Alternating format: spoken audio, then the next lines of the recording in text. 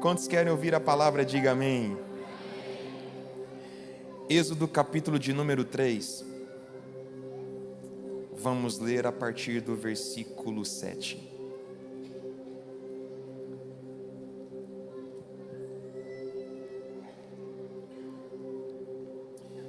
Êxodo capítulo 3, vamos ler a partir do versículo 7.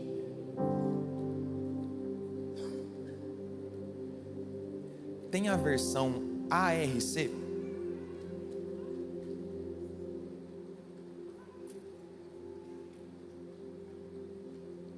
Não?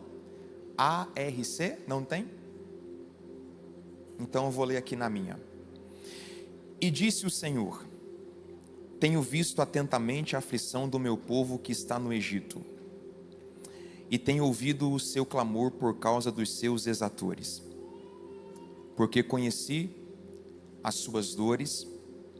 Portanto, desci para livrá-lo da mão dos egípcios e para fazê-lo subir daquela terra a uma terra boa e larga, a uma terra que mana leite e mel, ao lugar do cananeu, e do eteu, e do amorreu, e do ferezeu, e do eveu, e do jebuseu. Não coloque esses nomes no filho de vocês, tá? São algumas nações, tá? Nossa, pastor, eu vi um nome na Bíblia, vou colocar no meu filho, Jebuseu. Quem está comigo aí, diga amém. Ah, apareceu lá, ó. Agora, eis que o clamor dos filhos de Israel chegou a mim, e também tenho visto a opressão com que os egípcios os oprimem. Vem agora, pois, e eu te enviarei a Faraó, para que tires o meu povo, os filhos de Israel, do Egito.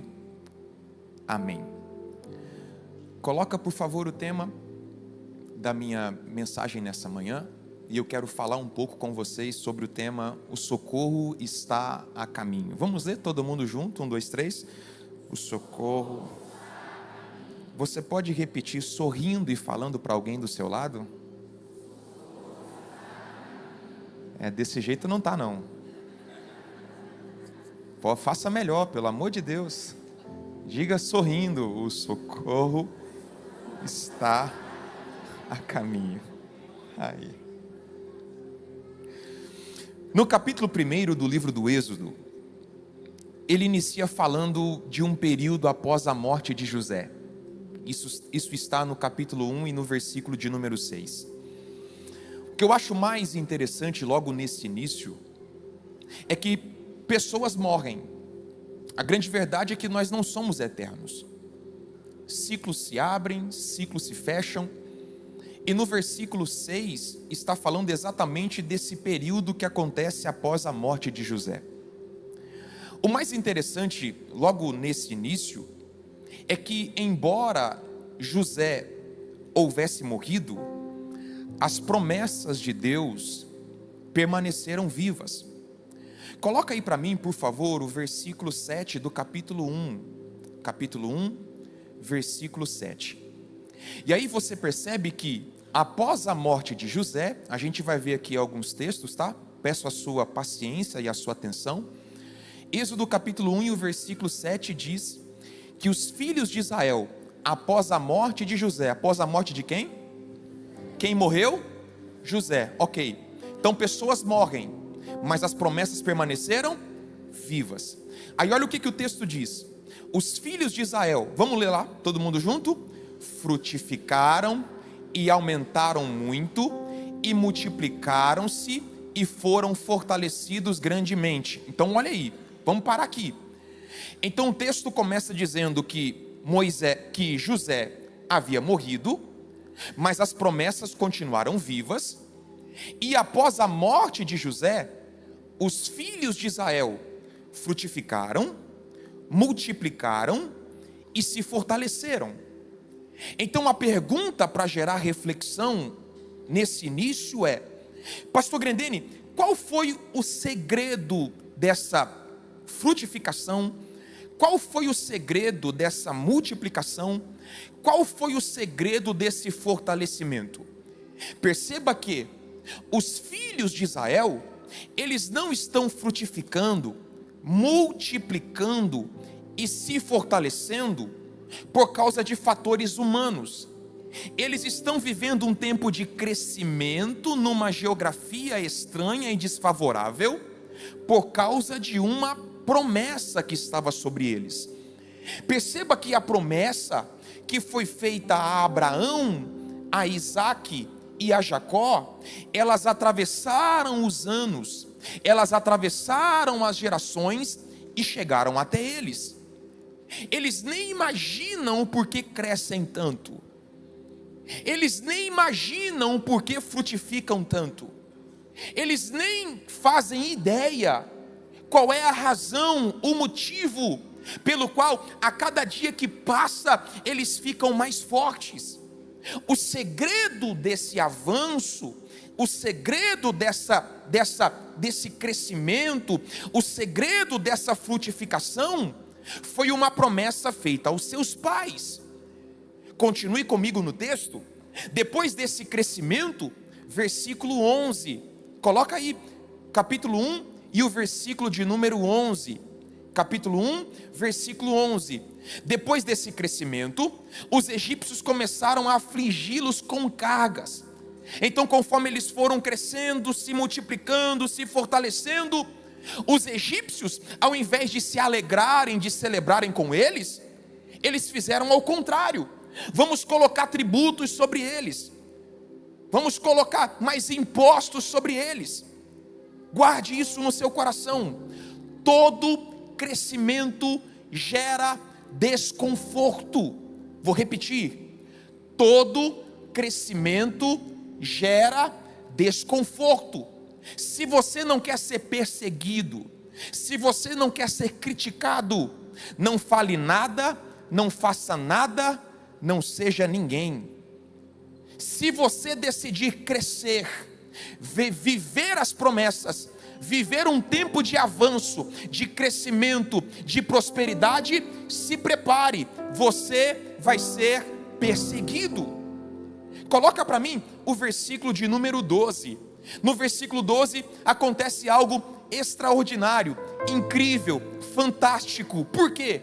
No versículo 11, o propósito era barrar o avanço, o propósito era congelar a frutificação, o propósito era fazer com que esse crescimento fosse retardado.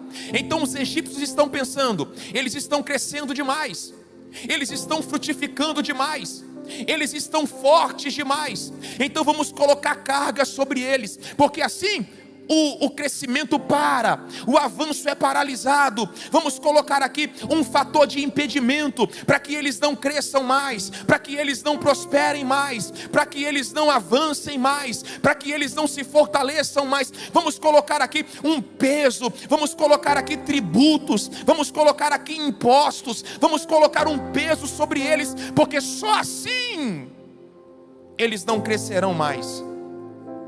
Aí olha o que o versículo 12 diz. Se eu não falar nada agora, não sei o que eu falo. Já está aqui já. Mas quanto mais os afligiam, tanto mais se multiplicavam e tanto mais cresciam. Vou repetir.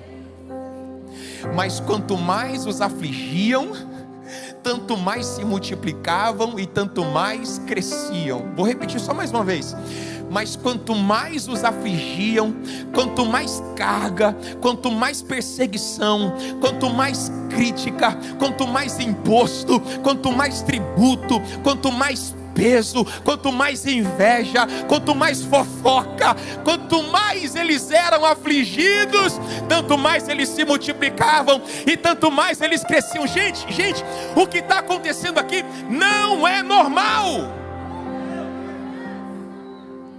Você está preocupado com inveja, com perseguição, com peso, com fofoca? Gente, nada disso vai te impedir de crescer. Você está preocupado porque inventaram coisas sobre a sua família? Você está preocupado porque alguém está te olhando de forma esquisita, igual estão me olhando aqui?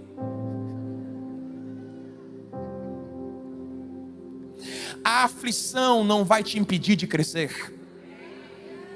A provação não vai te impedir de crescer. A perseguição não vai te impedir de crescer. Os egípcios estão pensando: tem uma forma de deter o crescimento deles? Tem. Vamos perseguir, vamos falar mal, vamos inventar história. Aí eles arquitetaram um projeto, passaram meses projetando. Como é que a gente faz para fazer com que eles não cresçam? Então achamos a chave.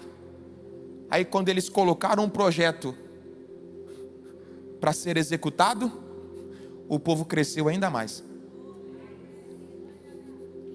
O povo avançou ainda mais. O povo ficou mais forte. O povo ficou mais bonito. Eu não estou entendendo o que está acontecendo, porque ele está numa prova lascada. Mas olha como ele está bonito, olha como ela está bonita, olha como ele está, olha como ela está. Parece que nem está na prova, parece que nem está sendo perseguido, parece que nem está sendo alvo de inveja. Levante a sua mão direita nessa manhã. O propósito da aflição era os matar, mas o efeito foi reverso. O crente, meu irmão, é igual clara de ovo: quanto mais bate, mais cresce. Quanto mais bate, mais cresce. Quanto mais bate, mais cresce. É isso que o inferno não entende. É por isso que Paulo, escrevendo aos Romanos, ele diz: e sabemos. A palavra sabemos é: eu tenho convicção, eu estou certo, não é uma hipótese, não é uma conjectura. E sabemos, eu estou certo, eu tenho convicção, não tem nenhuma dúvida de que todas as coisas cooperam, contribuem juntamente para o bem daqueles que amam a Deus, daqueles que são chamados segundo o seu decreto.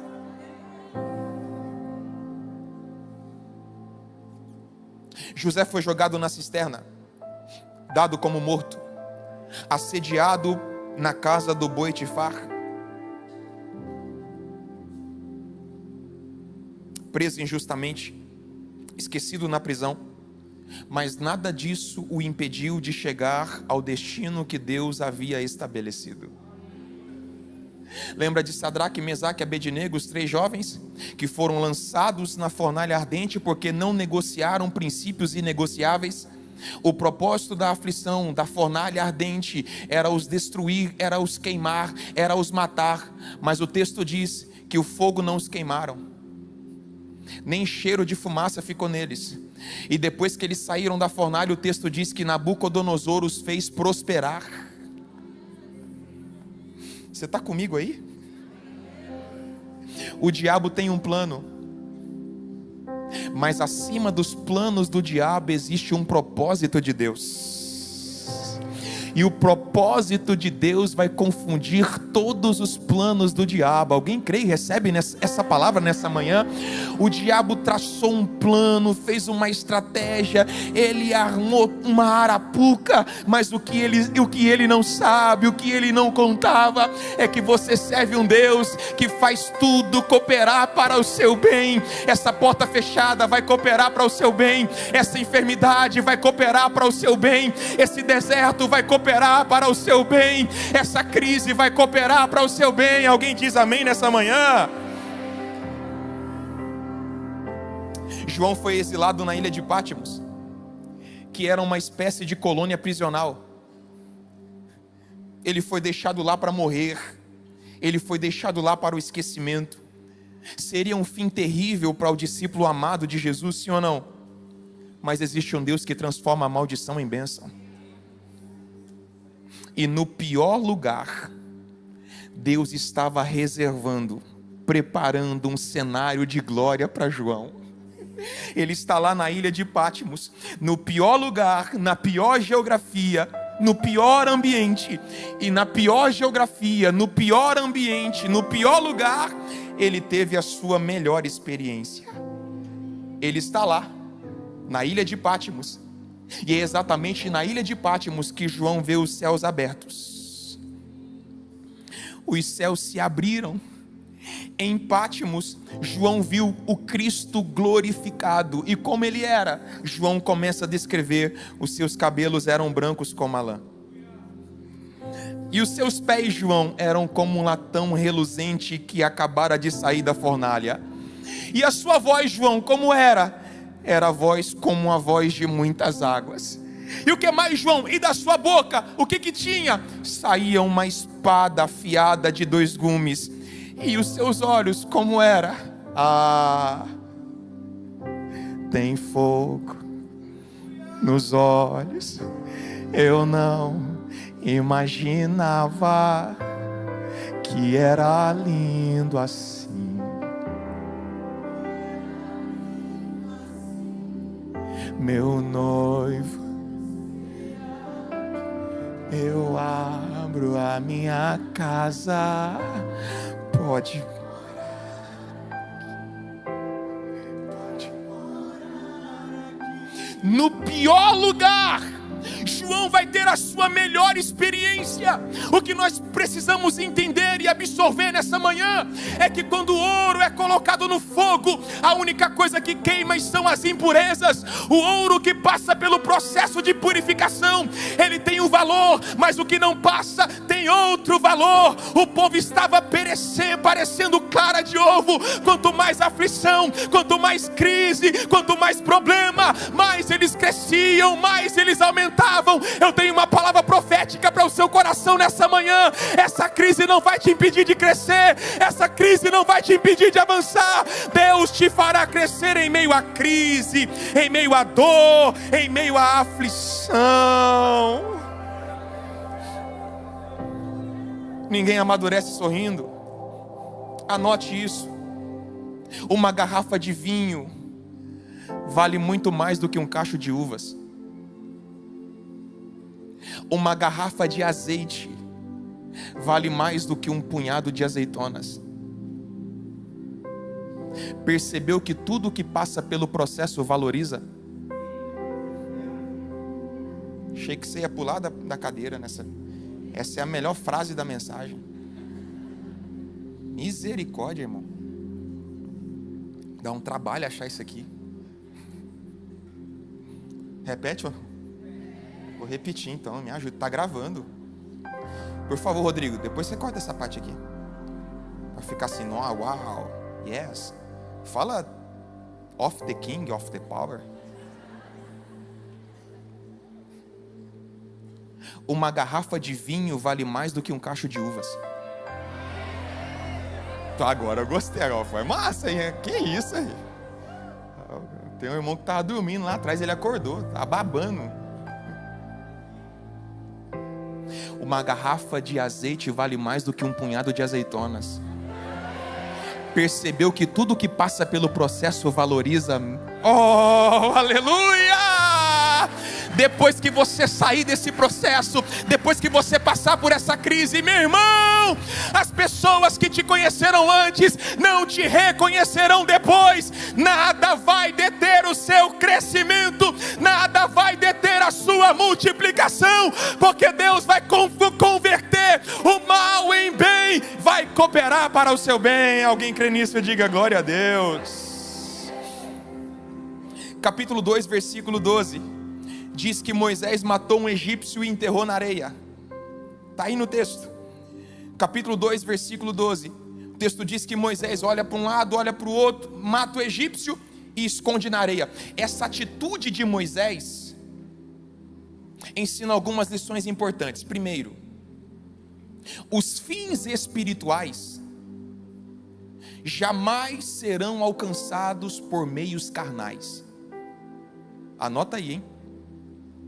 Os fins espirituais jamais serão alcançados por meios carnais. Moisés olha para um lado, olha para o outro, viu que não tinha ninguém, enterrou o rapaz na areia. Moisés, ao matar o egípcio, ele pensou que estava seguindo o plano de Deus. Só que aqui você não vê Moisés orar, você não vê Moisés pedindo uma direção a Deus, você não vê Moisés buscando a face de Deus antes de agir. A grande verdade é que Moisés não percebeu os sinais, e a sua atitude precipitada foi um atraso para a sua vida. Ouça isso nessa manhã. Moisés plantou uma semente carnal, achando que colheria um fruto espiritual. Se você plantar uma semente, um ato carnal, você não vai colher um fruto espiritual. Essa parte aqui eu acho que eu vou pular.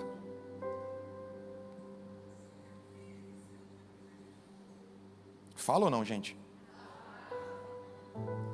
Então tá bom, hein?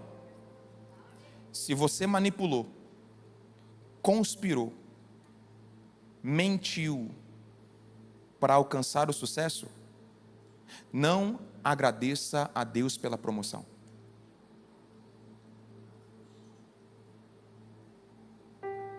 Olha o silêncio.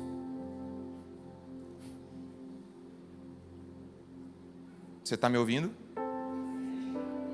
Quando você ganhar o escritório maior, a oportunidade maior, o lucro maior, não dê os créditos a Deus. Ele não vai aceitar. Por quê? Porque as suas impressões digitais estão em todo o processo. Deus não tem um esquema. Deus, ele tem um plano perfeito. Quantas vezes nós dizemos: Deus, muito obrigado por isso. Aí Deus olha do céu: eu? Você matou o egípcio sozinho. Compreende isso ou não? A pessoa colou na prova e está agradecendo a Deus pelo 10.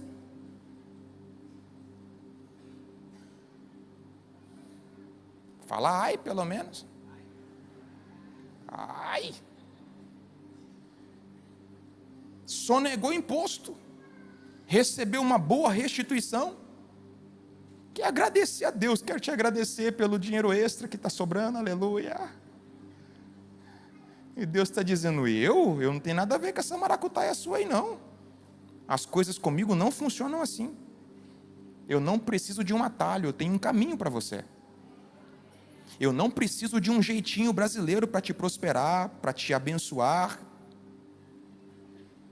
No poço, eu posso ouvir Deus dizendo: Moisés, não me agradeça pelo egípcio que você conseguiu matar, eu não tenho nada a ver com isso. Os seus atos carnais jamais farão os meus planos avançar.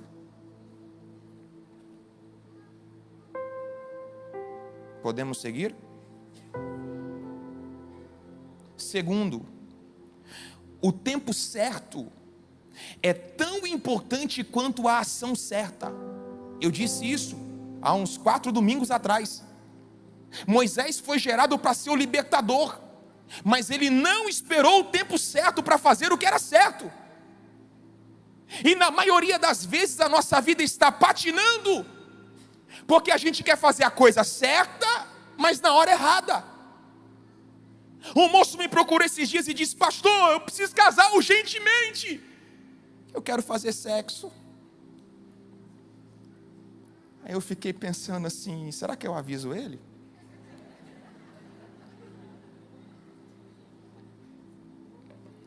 Que parece que é um demônio, né? Que quando não pode, faz. Aí quando não pode, aí quando pode, não faz.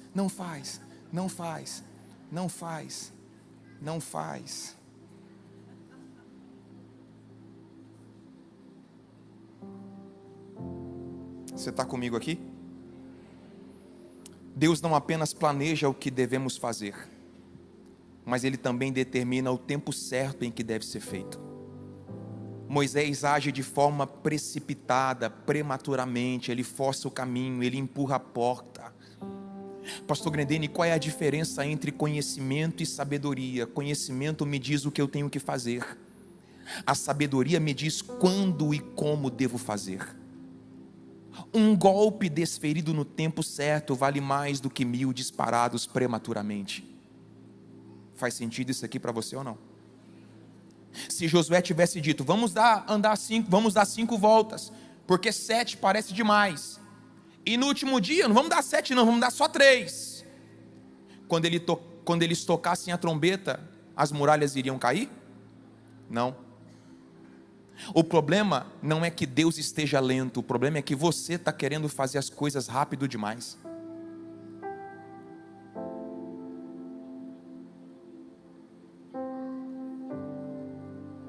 Quem aqui já viu um cachorro na coleira que não foi treinado sendo levado? Quem aqui já viu? Parece que ele vai arrastando o dono, sabe? Sabe? O cachorro que não foi adestrado, e ele vai puxando o dono, sufocando e agoniado. E Deus está dizendo: ei, vai devagar, calma, a gente vai chegar lá. Tenha paciência. O fruto colhido antes do tempo, ele é amargo e prejudicial à saúde. Calma, descanse, espere o tempo de Deus. Moisés era forte demais, educado demais, culto demais, talentoso demais, tinha vantagens demais, e ele estava fazendo a coleira esticar. E Deus estava tentando ensiná-lo a esperar. Calma, descanse. Em terceiro lugar, meu Deus, já é 5 para meio-dia. Eu queria tanto terminar daqui uns 10 minutos, para vocês ir mais cedo para casa almoçar. Não? Pode continuar? Então beleza. Em terceiro lugar, esconder o erro não o elimina, apenas adia a sua descoberta. Esconder o erro não o elimina, só adia a sua descoberta. O texto diz que Moisés olhou para um lado, olhou para o outro, viu que não tinha ninguém, e ele escondeu o egípcio na areia. Ele olhou para a direita, olhou para a esquerda, mas esqueceu de olhar.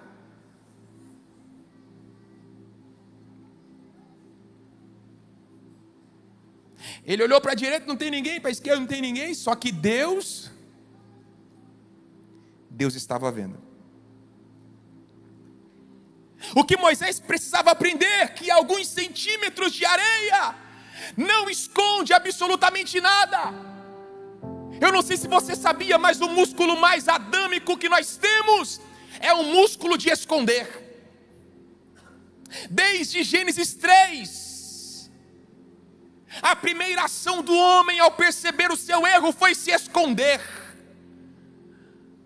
Anote isso, depois posta lá e me marca. Fortalece a favela. Nunca te pedi nada.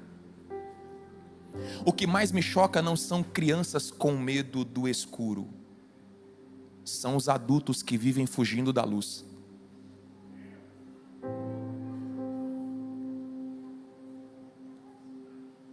Você está com medo do quê?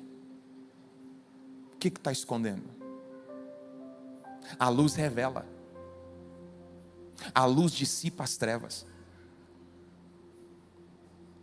Quando nós cairmos ou levarmos um tombo, nós não podemos esconder na areia.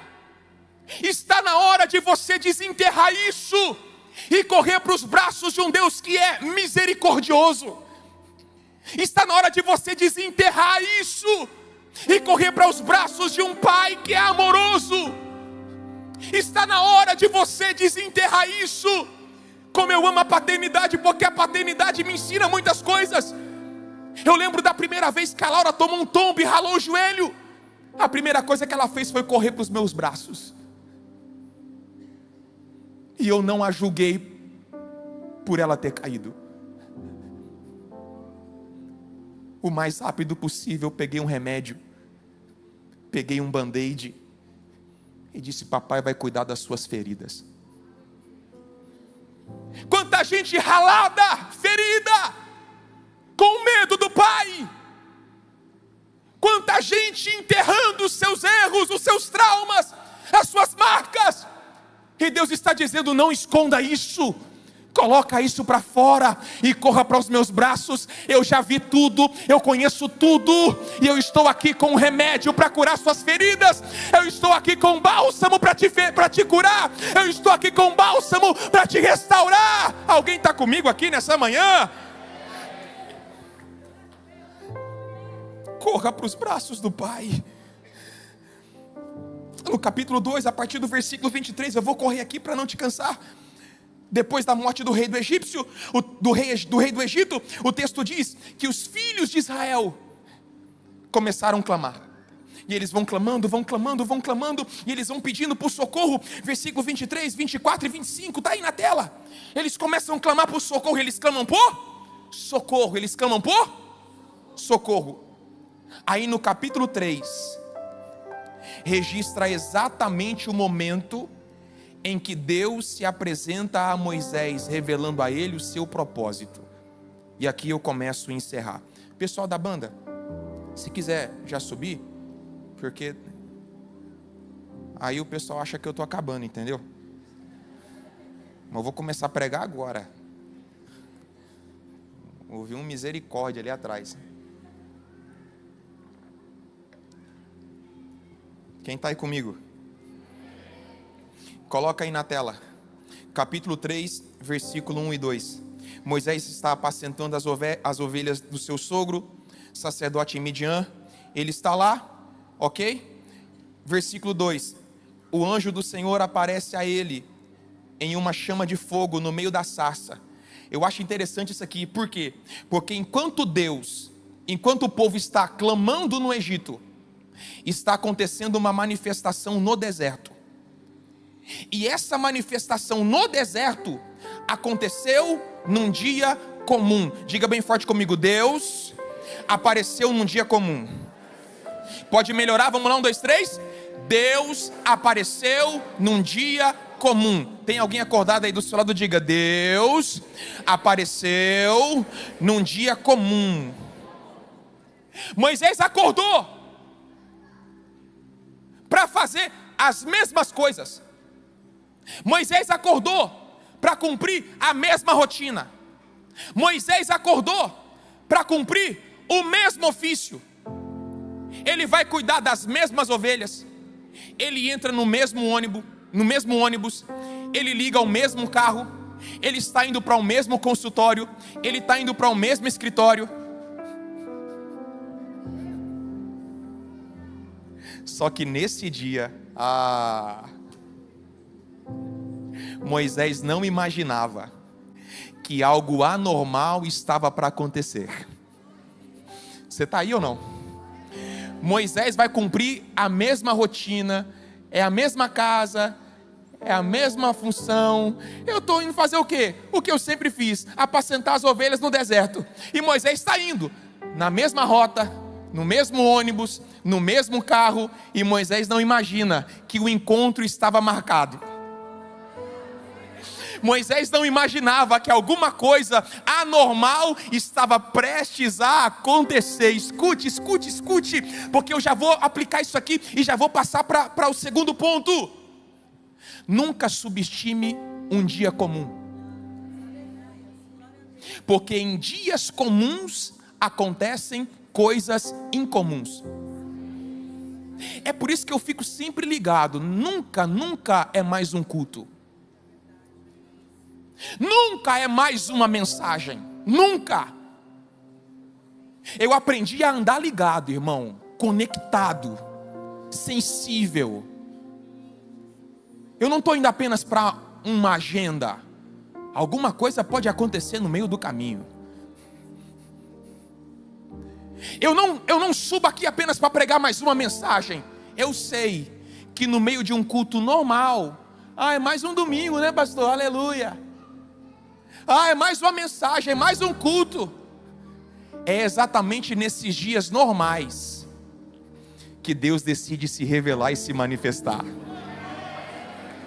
É exatamente nesses dias normais. Aguenta aí para você glorificar com mais intensidade. Aguenta aí. É exatamente no meio dessa rotina que a gente está acostumado. Ó céus, a mesma vida, a mesma geografia, nada muda, nada se altera, nada acontece. É o mesmo deserto, é as mesmas ovelhas, é o mesmo cajado, é o mesmo calor. E Deus está lá na sarça. Vem, Moisés, Vem, Moisés, que hoje eu vou te dar uma experiência que você nunca teve. Eu esperei por esse tempo, eu esperei por esse momento durante anos. Para você é mais um dia, mas hoje vai ser o dia. Para você é apenas mais uma rotina, mas hoje foi o dia determinado pelo céu que eu escolhi para transformar a sua história para sempre. Escute, Deus está prestes a se manifestar. Alguém aqui? Vou falar só para a direita agora. Vem comigo, baterista. Ei, você está comigo ou não? Depois você pega um livro lá de presente, ou um pix de R$5, você escolhe. Eu vou falar e você vem comigo, aleluia. Isso, gostei.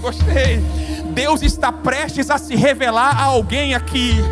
Você não veio para um culto normal, você veio para ter um encontro especial com o Eterno. A sarça vai queimar para alguém aqui nessa manhã. Eu vou falar para alguém aqui na minha esquerda.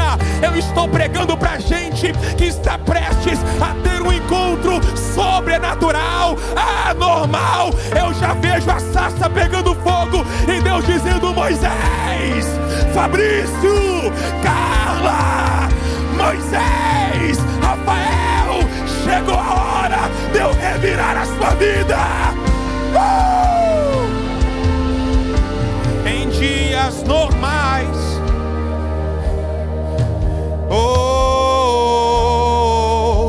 em dias normais, Deus faz coisas anormais. Em dias normais, Deus faz coisas anormais. Eu vejo a sarça queimar, Eu no teu lugar teria levantado a mão no terceiro andar, porque há algo do céu para você. A sarça vai queimar, Deus está prestes a se revelar a alguém. Um dia comum, Deus se revela a Maria. Um dia comum, Jesus acalma a tempestade. Num dia comum, uma pesca maravilhosa acontece. Em um dia comum, a sarça pega fogo, pega fogo, pega fogo, pega fogo, pega fogo, pega fogo. Deus vai aparecer naquele consultório, Deus vai aparecer dentro daquele ônibus, Ele vai aparecer dentro daquele carro. Eu sinto Deus aqui nessa manhã. Eu sei que é um domingo, mas há uma graça do Eterno aqui, e eu vou entregar o que Ele me mandou entregar. Deus vai se revelar, Deus vai se revelar, Deus vai se revelar, Deus vai se revelar.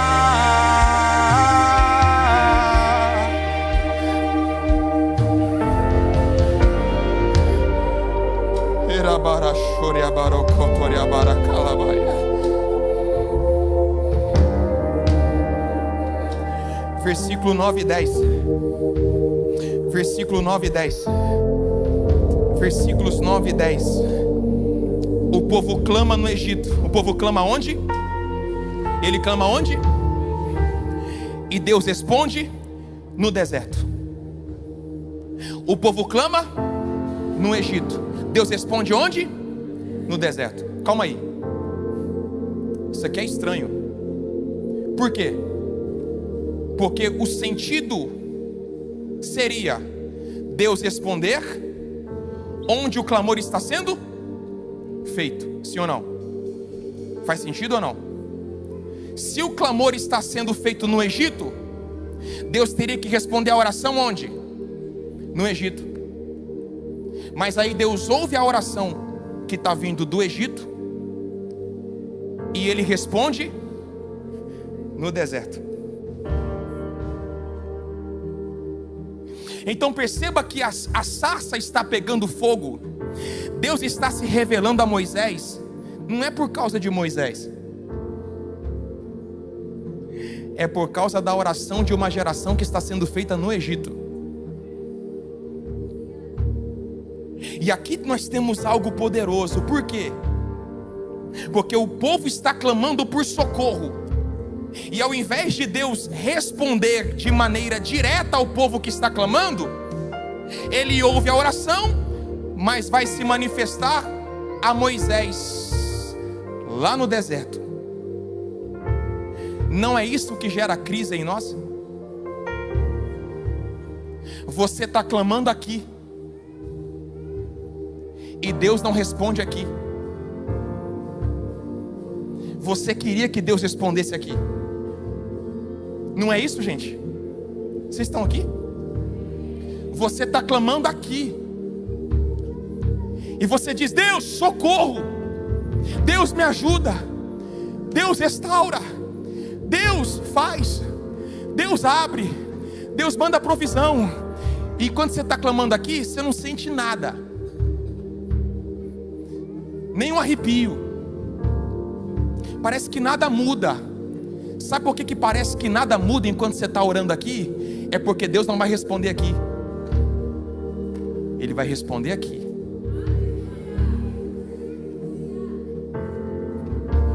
Deus nem sempre vai responder a sua oração de maneira direta.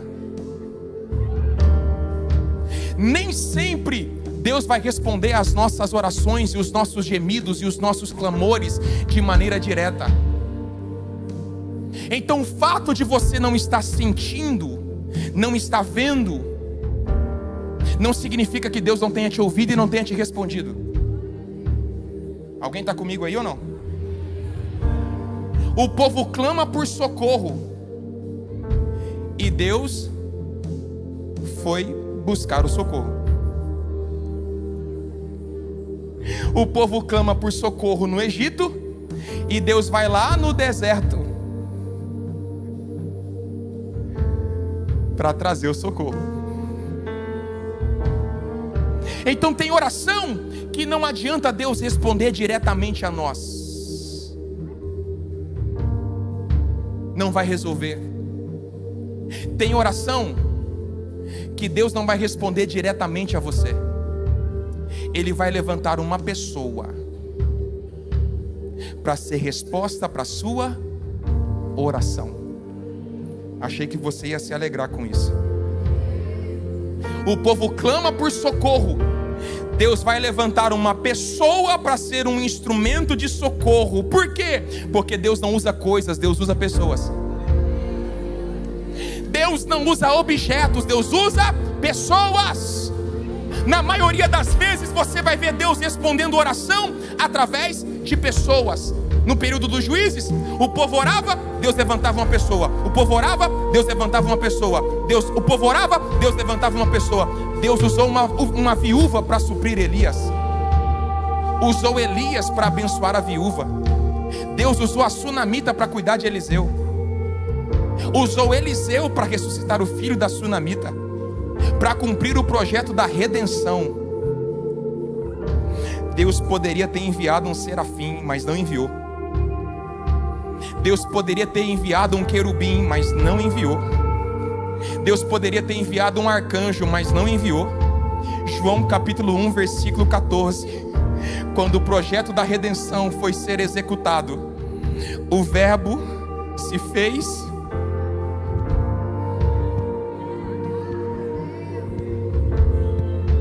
ao invés de mandar um anjo, ao invés de mandar um serafim, ao invés de mandar um arcanjo, Ele enviou uma pessoa. E o verbo se fez carne e habitou entre nós, e vimos a sua glória como a glória do unigênito do Pai, cheio de graça e cheio de verdade. Escute, por causa da oração de uma geração, Deus está se manifestando na sarça para levantar Moisés. Guarde isso, guarde isso, guarde isso. Nunca despreze uma pessoa que pareça ser insignificante. Ela pode ser a resposta da sua oração. Eu vou repetir. Nunca despreze uma pessoa que pareça ser insignificante. Ela pode ser a resposta da sua oração. Tem gente aqui orando há anos, e quando a resposta chegou, você não recebeu a resposta por causa da cor da pele. Tem gente aqui orando há meses, e quando a resposta chegou, você rejeitou por causa do padrão social. Tem gente aqui orando há anos, e quando a resposta chegou, você desprezou por causa do nível intelectual. Não, Deus não vai usar uma pessoa como essa.